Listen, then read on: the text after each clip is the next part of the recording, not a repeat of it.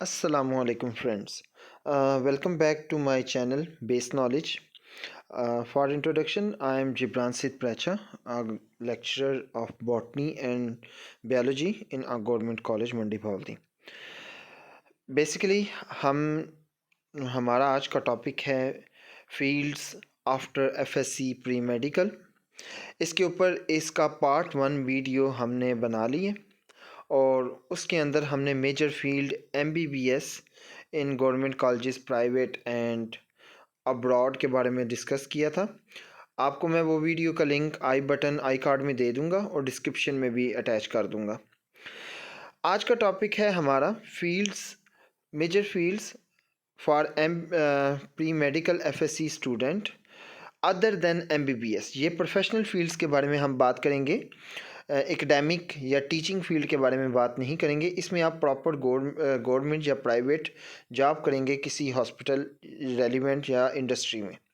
सबसे पहले हमारे पास फार्मेसी आएगी, पैरामेडिकल स्टाफ की फील्ड होंगी, अलाइड हेल्थ साइंसेस की होगी। इन तीन चीज़ों को आज इस वीडियो में डिस्कस करेंगे। सबसे पहले डॉक्टर ऑफ फार्मेसी एक बैचलर प्रोग्राम है 5 ईयर का। इसमें आप स्टडी करते हैं मेडिसिन के रिलेटेड और as a pharmacist A category के तौर पे आप काम कर रहे होते हैं। आफ्टर स्टडी आपको 1 साल हाउस जॉब के रिलेटेड भी काम करना होता है। ये हमारे पास एक ऐसे कह लें कि ड्रग्स रिलेटेड फील्ड होती है जिसमें आप मेडिसिन्स के कंपोजिशन, फार्मूला और उनकी ट्रीटमेंट के बारे में पढ़ते हैं, उनकी वर्किंग के बारे में पढ़ते हैं, ठीक है।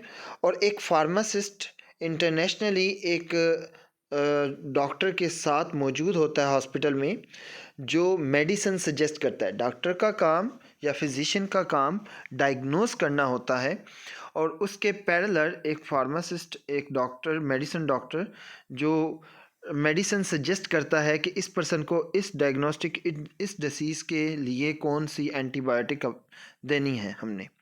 तो इसका बहुत बड़ा रोल है। पाकिस्तान में इसकी 17 स्केल से जॉब भी स्टार्ट होती है एज अ ड्रग इंस्पेक्टर, उसके अलावा ड्रग कंट्रोल, हॉस्पिटल की फार्मेसी में। इसके अलावा एक ए कैटेगरी फार्मासिस्ट जो कि डॉक्टर ऑफ फार्मेसी करके आया होता है, वो अपना स्टोर बना सकता है, ड्रग्स को स्टॉक कर सकता है, उसके पास लाइसेंस होता है। अगर एक पर्सन फार्मेसी करने के बाद, डॉक्टर ऑफ फार्मेसी करने के बाद सिर्फ अपने लाइसेंस को रेंट पे, कुछ लोग देते हैं, वैसे ये इनलीगल है, लेकिन 4 to 5 लाख पर एनम के रेंट पे भी लोग देते हैं। मैं इस चीज़ को सजेस्ट नहीं करूँगा। आप खुद अपना स्टोर बनाएं। एक ये मोस्ट अर्निंग प्रोफेशन है। आप एज आ एंटरप्रेन्योर के तौर पे भी काम कर सकते हैं और गिवन जो फील्ड्स हैं और हमारे पास डिपार्टमेंट्स हैं उनको मैंने येलो कलर में लेबल कर दिया है, आप वहाँ पे भी जॉब कर सकते हैं। आप स्लाइड को रोक के फील्ड्स को देख भी सकते हैं और फर्दर सर्च आउट भी कर सकते हैं। एमबीबीएस के बाद सबसे ज़्यादा एक्सेप्टेड फील्ड और स्पेसिफाइड फील्ड, बेनिफिशियल फील्ड हमारे पास डॉक्टर ऑफ फार्मेसी है। Other than doctor of pharmacy, paramedical fields में आ जाता है हमारे पास नर्सिंग। नर्सिंग के 2 लेवल्स हैं। आफ्टर एफएससी आप bachelor of science in nursing कर सकते हैं जो कि 4 ईयर प्रोग्राम है। उसके बाद 1 साल हाउस जॉब होगी। चार्ज नर्स हॉस्पिटल में 17 स्केल पे, गवर्नमेंट के हॉस्पिटल में 17 स्केल पे इसकी जॉब होती है। इसके अलावा प्राइवेट हॉस्पिटल में अच्छी अर्निंग है। इंटरनेशनली पाकिस्तानीज़ के लिए इसकी बहुत ज़्यादा मांग है। कनाडा या America direct PR, permanent residency provide करता है एक चार्ज नर्स को जिसने बीएसएन किया हो, यानी कि जेनेरिक नर्सिंग की हो, बैचलर 4 ईयर की। लेकिन एफएससी के बाद आप सर्टिफाइड नर्सिंग असिस्टेंट भी बन सकते हैं जो 2 ईयर प्रोग्राम है और इसकी भी काफ़ी अच्छी सैलरी होती है। आपके पास इसके फॉलोइंग करियर गोल्स है। इन डिपार्टमेंट्स में आप जॉब कर सकते हैं। आप वीडियो स्टॉप करके देख लें। देन 3rd नंबर पे मैंने इनकी प्रायोरिटी इस तरह सेट की है कि सबसे बेहतर जो है वो सबसे पहले है इन 3 में से। 3rd नंबर पे आता है डॉक्टर ऑफ फिजियोथेरेपी। फिजियोथेरेपिस्ट जितने होते हैं ये मॉर्फोलॉजी को देखते हैं, फंक्शनिंग को देखते हैं, बॉडी कैसे फंक्शन करती है उसके बारे में स्टडी करते हैं। ये भी एक डॉक्टर या मेडिकल रिलेटेड प्रोफेशन है। पर्सन जिनको मस्कुलर टेंशन होती है उनके लिए ये बहुत ज़्यादा फिजिबल है। जोड़ों का दर्द आपने सुना होगा, मोड़े का दर्द सुना होगा, डिस्क स्लिप सुनी होगी, ठीक है, गोइटर सुना होगा, आर्थराइटिस, उन सब में इनकी रिक्वायरमेंट होती है और हर हॉस्पिटल में एक फिजियोथेरापिस्ट लाजमी होता है। ख़ास तौर पे जो हॉस्पिटल डेडिकेटेड है आर्थोपेडिक के लिए, यानी कि जो हड्डियों के अस्पताल हैं उनमें, ठीक है। इनकी भी वैसे ही क्लिनिक में ये काम कर सकते हैं और हॉस्पिटल में भी एज अ फिजियोथेरापिस्ट काम कर सकते हैं। क्लिनिक भी इनके वैसे ही चलते हैं जैसे नॉर्मल डॉक्टर बैठे होते हैं, उन्होंने अपनी एक फ़ीस रखी होती है और चेकअप करवाते हैं। लोग इसी तरीके से मस्कुलर टेंशन वाले करवा सकते हैं। वैसे स्पोर्ट में भी इसका बहुत ज़्यादा रोल है। स्पोर्ट में जो प्लेयर्स होते हैं, हर एक टीम के साथ एक फिजियोथेरापिस्ट लाजमी होता है, वो असेंशियल है और गवर्नमेंट फील्ड में भी है, एनजीओज़ में भी ये काम करते हैं। ये भी एक बहुत ज़्यादा राइजिंग फील्ड है, आप इसकी तरफ भी देख सकते हैं। देन आ जाती है हमारे पास पैरामेडिकल से हट के अलाइड साइंसेस। अलाइड साइंसेस में जितनी भी ये फील्ड्स मैं इधर लेबल कर रहा हूँ, ये बहुत ज़्यादा बेनिफिशियल्स हैं। आपके पास इन सब के फील्ड्स के ऊपर हम बात करते हैं, लेकिन क्विकली करेंगे, वीडियो लॉन्ग ना हो, कोशिश करेंगे हम, ठीक है। पहले हमारे पास फील्ड आती है bachelor in medical imaging science या मेडिकल इमेजिंग टेक्नोलॉजी।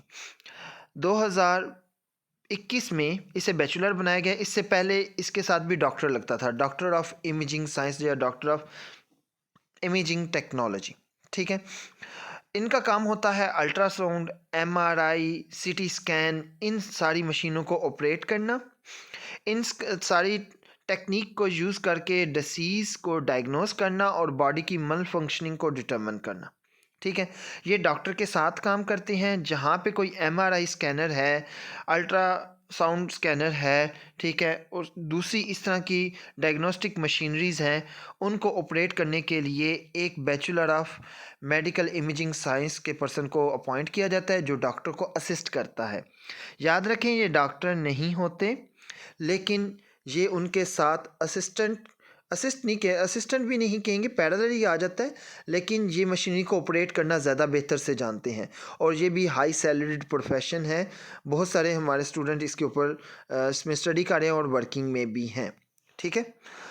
इसके साथ साथ इससे मिलती जुलती स्पेसिफाइड टेक्निक अल्ट्रासाउंड में, अगर आप एक जनरल लेवल पे नहीं रहना चाहते इमेजिंग टेक्नोलॉजी से, उसमें स्पेसिफाइड अल्ट्रासाउंड में आना चाहते हैं, ख़ासतौर पे फीमेल्स अब्डोमिनल अल्ट्रासाउंड बहुत ज़्यादा मैटर करता है, यूट्रस वगैरह का, तो उसमें बहुत ज़्यादा अच्छा फ्यूचर है। तो bachelor of medical ultrasound technology भी हमारे पास एक फील्ड है।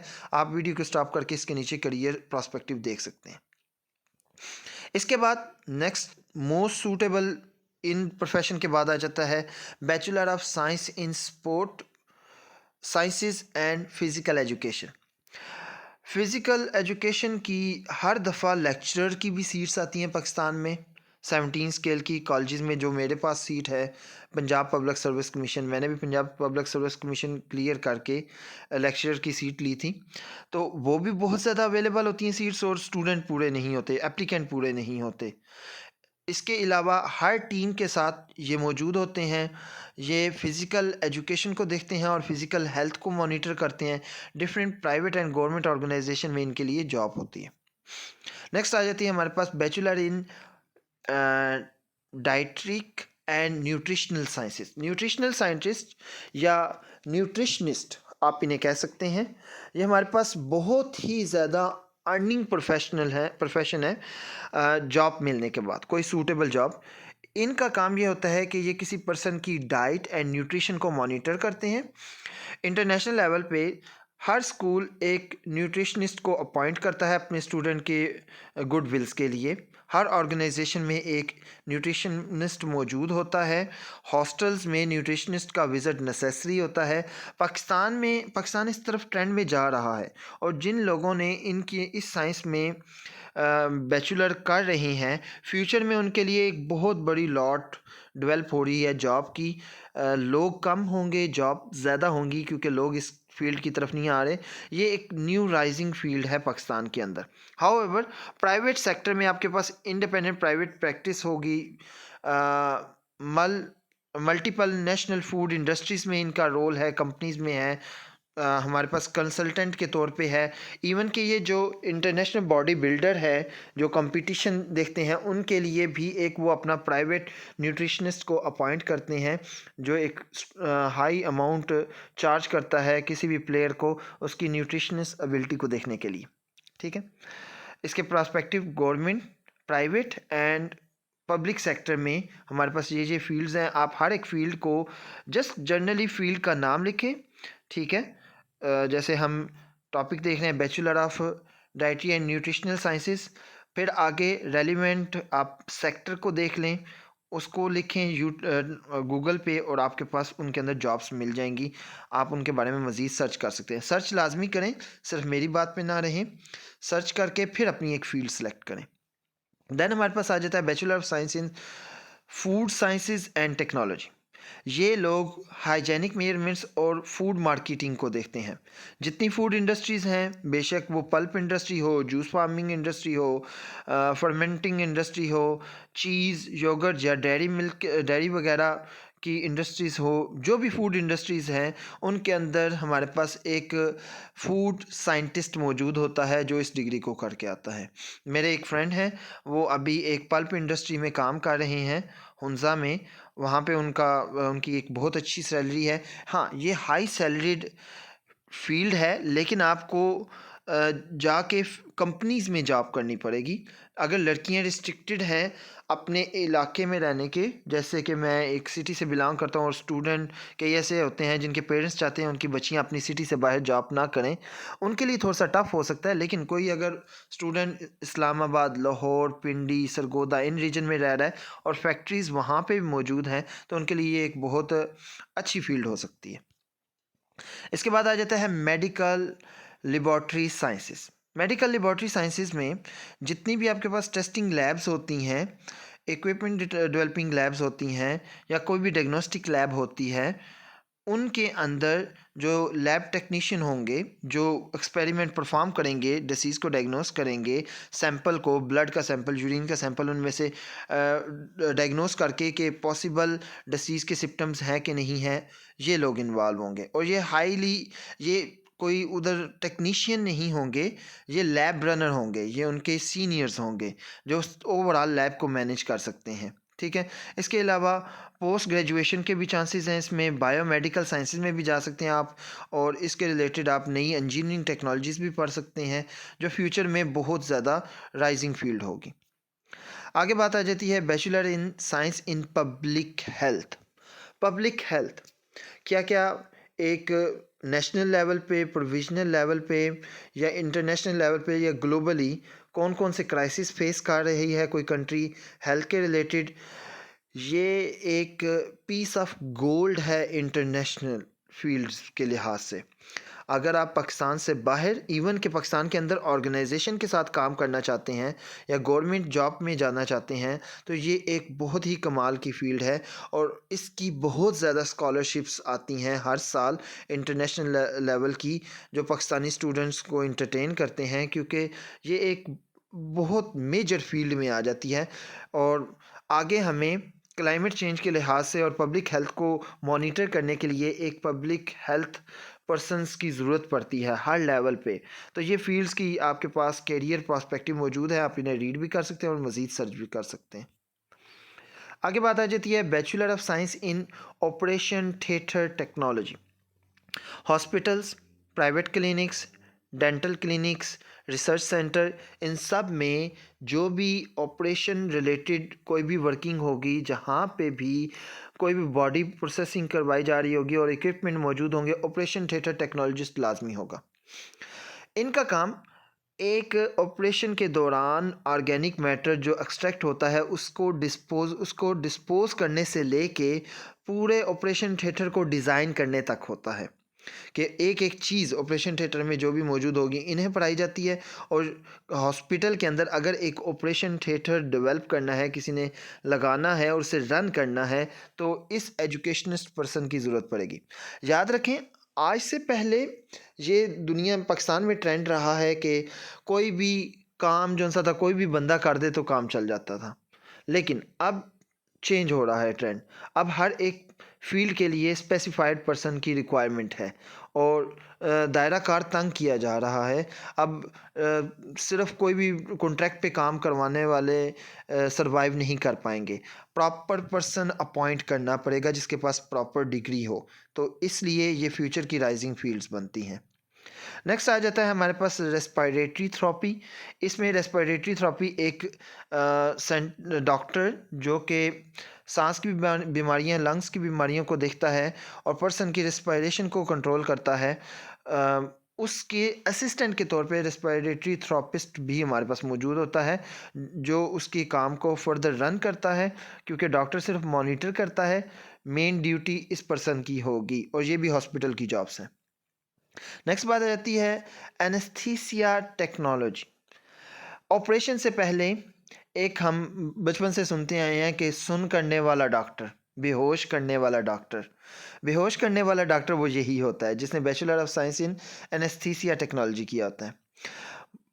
स्पाइनल कॉर्ड के अंदर इंजेक्शन लगाने से लेके एनेस्थाइज करने तक, ताकि बंदे का ऑपरेशन किया जा सके और उसकी वो नॉन कॉन्शियसनेस में रहे, इस बंदे की सारी ज़िम्मेदारी होती है। और एक ऑपरेशन की जो बिल बनता है उस बिल का एक स्पेसिफाइड अमाउंट उस पर्सन को दी जाती है, क्योंकि उसकी ज़िम्मेदारी होती है ऑपरेशन के दौरान पर्सन को एनेस्थाइज्ड रखना। ठीक है, तो ये एक बहुत ही अच्छी फील्ड है और मैं इसमें रिकमेंड करता हूँ कि बल्कि इसे स्टार्टिंग में होना चाहिए था, ये एंड पे आ रही है। देन आ जाती है bachelor of science in emergency technology और इसके अलावा bachelor of science in critical care technology, then bachelor of science in intensive care technology. ठीक है, ये 3 फील्ड्स जो सी हैं एमरजेंसी टेक्नोलॉजी के रिलेटेड हैं। इसमें हॉस्पिटल में फ़र्स्ट हैंड जो लोग ऑपरेट करते हैं और मैनेज करते हैं इमरजेंसी सेंटर को, वो आते हैं। ये डॉक्टर्स के साथ मिलके काम करते हैं, इनकी अपनी एक गवर्नमेंट जॉब होती है और जो आपके पास बहुत बड़ा इदारा पाकिस्तान का रेस्क्यू 1122, उसके अंदर इनकी बहुत ज़्यादा जॉब्स होती हैं हायर लेवल्स के ऊपर। जो व्हीकल्स में फ़र्स्ट एड प्रोवाइड करने वाले लोग होते हैं वो नहीं बात कर रहा, जो सीनियर लेवल पे लोग होते हैं और मेजर डिज़ास्टर्स को मॉनिटर करते हैं, उनमें इन्हें जॉब मिलती है और ये एक बहुत राइजिंग फील्ड है। ठीक है, ये नर्सिंग के तौर पे भी हॉस्पिटल में काम कर सकते हैं, प्राइवेट हॉस्पिटल में भी काम करते हैं, रिहेबिलिटेशन सेंटर में भी काम करते हैं। इनका मल्टीपल रोल्स हैं, आप फर्दर इनके बारे में नीचे से स्लाइड्स में देख सकते हैं। देन हमारे पास बात आती है bachelor of science in surgical technology. Surgical private hospital में सर्जिकल प्लानिंग जितनी भी हैं, गवर्नमेंट हॉस्पिटल में, ओपीडी में या फिर सर्जिकल आईसीयू में मशीनरी को ऑपरेट करना इनका काम होता है। ये मिलती जुलती फील्ड है ऑपरेशन थिएटर टेक्नोलॉजी के, लेकिन ये अपना एक अलग टास्क परफॉर्म करते हैं और इनकी ट्रेनिंग डिफरेंट होती है। देन हमारे पास बात आती है bachelor of science in speech, language speech and pathology. जितनी भी डिसीज़ रिलेटेड टू स्पीच है और कई बच्चे विद बॉर्न अनएबिलिटीज़ के साथ आते हैं और वो प्रॉपरली बोल नहीं सकते, उनकी रिहेबिलिटेशन इनका काम होता है और ये भी हॉस्पिटल में डॉक्टर के पैरेलल काम करते हैं। Universities, private and government hospitals में इनकी ड्यूटीज़ होती है, रिहेबिलिटेशन में ये काम करते हैं। स्कूल एंड कॉलेजेस में जो बच्चे स्पीकिंग में डिफ़िकल्टी फ़ील कर रहे होते हैं और क्लास में प्रॉपर पार्टिसिपेट नहीं कर पा रहे होते, उनमें इनका काम होता है। School, colleges, government agencies, special school and colleges. Pakistan में बहुत सारे स्कूल्स हैं जो स्पेशल स्टूडेंट के लिए स्पेशल एजुकेशन में, जो थोड़े से बिलो दैन एवरेज होते हैं, नॉर्मल नहीं होते, डिफेक्टेड एबिलिटीज़ होती हैं, उन स्पेशल स्टूडेंट्स को स्पेशल ट्रीटमेंट प्रोवाइड करने के लिए ये ट्रेंड होते हैं और इनकी प्रॉपर 17 टू 18 स्केल की जॉब होती हैं। स्कूल में 14 टू 16 स्केल की इनिशियल जॉब्स होती हैं। देन हमारे पास बात आ जाती है बैचलर इन ऑडियोलॉजी। इसमें हमारे पास ऑडिटरी एबिलिटीज़ यानी कि सुनने की एबिलिटीज़ को मॉनिटर करते हैं। ये भी डॉक्टर के पैरेलल काम करते हैं, लेकिन इतने ज़्यादा जॉब्स अभी पाकिस्तान में इनकी नहीं बनी। ये जैसे स्पीच में इशू था, वैसे ही सुनने में जिन लोगों को इशू होगा उनके लिए ये फील्ड है और ये उनके साथ हेल्प आउट करेंगे और इनकी भी वहीं पे प्लेसमेंट होगी, government colleges, private colleges, hospitals, rehabilitation centres वगैरह में और एजेंसीज में। देन फाइनली रिहेबिलिटेशन की एक प्रॉपर अपनी भी डिग्री है, bachelor of science in rehabilitation sciences, जो पीछे हमने डिस्कस किए। रिहेबिलिटेशन सिर्फ स्पीच और हेयरिंग के रिलेटेड नहीं है। रिहेबिलिटेशन ड्रग गेनर के लिए भी होती है, अल्कोहलिक पर्सन के लिए भी होती है, स्मोकर्स के लिए भी होती है। रिहेबिलिटेशन सेंटर्स उन्हें अपनी लाइफ को बेहतर बनाने में मदद देते हैं और ये उनको साइकोलॉजिकली और मेडिकली ट्रीट करते हैं ताकि वो अपनी आदत से राइड ऑफ हो सकें और एक प्रॉपर लाइफ गुजार सकें। उनके अंदर कर्ज पैदा करना कि वो कम बैक कर सकें, लड़ाई कर सकें, फ़ाइट कर सकें अपनी आदत के ख़िलाफ़। ठीक है। देन हमारे पास आ जाता है bachelor of science in occupational therapy. जो लोग स्ट्रेस फील कर रहे होते हैं और सोसाइटी में प्रॉपर अपनी प्लेस नहीं बना पा रहे होते, प्रॉपर उन्हें जॉब नहीं मिल रही होती, अपना गोल डिसाइड कर नहीं पा रहे होते, तो ऑक्यूपेशनल थेरेपिस्ट जो बैचलर होते हैं वो उन लोगों को हेल्प आउट करते हैं कि वो कैसे अपनी सूटेबल जॉब ढूंढ सकें। अब पाकिस्तान में ये ट्रेंड नहीं है कि जो बेरोज़गार है उनकी जॉब के लिए कोई एजेंसीज मौजूद हों, लेकिन कनाडा, अमेरिका में ये प्रॉपर सेंटर मौजूद हैं, एजेंसीज़ मौजूद हैं जो लोगों की हेल्प करते हैं उनके रेलिवेंट जॉब ढूंढ के देने में और उन्हें हेल्प करते हैं कि वो आइडेंटिफाई कर सके कि उनके अंदर क्या एबिलिटीज़ हैं और किस किस्म की जॉब वो करें तो उन्हें पीस ऑफ माइंड मिलेगा। देन ये हमारे पास फील्ड आ गई। उसके बाद हमारे पास आ जाता है bachelor of science in orthotic and prosthetic technology. ये हमारे पास जोड़ों के रिलेटेड आ जाती है, आप इसमें कैरियर्स को रीड आउट कर सकते हैं। Then bachelor of science in biomedical engineering. Pakistan में गोल बहुत कम है, इंटरनेशनली बहुत ज़्यादा है। ये इंजीनियर होते हैं जो मेडिकल रिलेटेड इक्विपमेंट डिज़ाइन करते हैं। ओपनली बेहिसाबी स्कॉलरशिप मौजूद है एमएस और पीएचडी के लिए और जॉब्स मौजूद हैं इंटरनेशनल लेवल पे, तो ये लोग वहाँ पे बहुत अच्छे से एडजस्ट हो सकते हैं। लेकिन पाकिस्तान के केस में इनके पास अच्छी चांसेस नहीं होते कि पाकिस्तान के अंदर ये अच्छी जॉब ढूंढ सके। अभी ये प्रोफेशन इतना डेवलप नहीं हुआ। बहरहाल इसलिए इसे एंड पे रखा गया पाकिस्तान के लिहाज से, लेकिन इंटरनेशनली ये टॉप पे होना चाहिए। देन हमारे पास last but not least bachelor of science in muscular technology, dermatology, then neurophysiology and cardio technology. ये कार्डियो टेक्नोलॉजी को आप शुरू में ले जा सकते हैं, डायलिसिस, कार्डियो प्रीफ्यूजन टेक्नोलॉजी और विजन साइंस। ये डॉक्टर के साथ फील्ड्स आती हैं, पैरेलल आती हैं और इनका काम वही होता है डॉक्टर को असिस्ट करना, हेल्प करना इन रेलिवेंट डिसीज़ को डील करने में। लेकिन कभी भी आपने मिस गाइड नहीं होना कि बैचलर ऑफ विजन साइंस आपके पास आँखों का डॉक्टर होता है, नहीं, ये गलत है, ये हेल्पर होते हैं। इसी तरीके से कार्डियो टेक्नोलॉजी, डायलिसिस, आप कार्डियो टेक्नोलॉजी कोई कार्डिक सर्जन या दिल का डॉक्टर नहीं होता। Bachelor of science in dialysis ये कोई यूरिनरी साइंस नहीं होता, ये यूरिन पासिंग एबिलिटीज़ नहीं देखता, ये डायलिसिस को मॉनिटर करता है। डायलिसिस जिनके गुर्दे साफ़ करवाने का अमल, उनकी जो मशीनरी होती है डायलाइज़र, उनको हेल्प करता है ऑपरेट करने में। ठीक है। ऐसे ही डायरेक्ट कार्डिक टेक्नोलॉजी में आ जाते हैं, ये भी दिल के डॉक्टर नहीं हैं लेकिन ये हेल्पर होते हैं। न्यूरोफिजियोलॉजी टेक्नोलॉजी, ये साइंस और रिसर्च में आगे बहुत अच्छे से जा सकते हैं लेकिन ये दिमाग के डॉक्टर नहीं हैं। इन चीज़ों को आपने ध्यान में रखना है। Bachelor of science in dermatology, skin का डॉक्टर अलग है, डर्माटोलॉजिस्ट अलग होता है। ये हेल्पर होते हैं और ये रिसर्च में ज़्यादा अपना रोल प्ले करते हैं, ये स्किन के डॉक्टर नहीं होते। और मस्कुलर जोड़ों क्या कहते हैं, पट्ठे के डॉक्टर इसे कहा जाता है, लेकिन ये वो नहीं है। Bachelor of science in vascular technology proper muscle की फंक्शनिंग को नहीं देखते, ये हेल्पर होते हैं, रिहेबिलिटेशन में हेल्प करते हैं, early initial first aid provide करने के लिए होते हैं। लेकिन जो आपके पास मस्कुलर थेरेपिस्ट होती हैं प्रॉपर, जो एमबीबीएस के बाद स्पेशलाइजेशन करते हैं, वो एक अलग फील्ड है, वो एक अलग सिनेरियो है।